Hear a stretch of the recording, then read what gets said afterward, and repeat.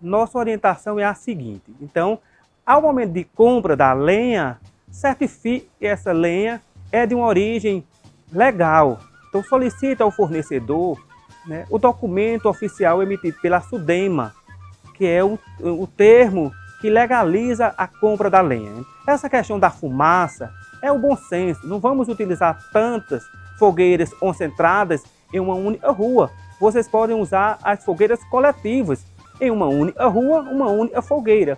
Isso, consequentemente, vai diminuir a emissão da fumaça. Nós ainda estamos em endemia.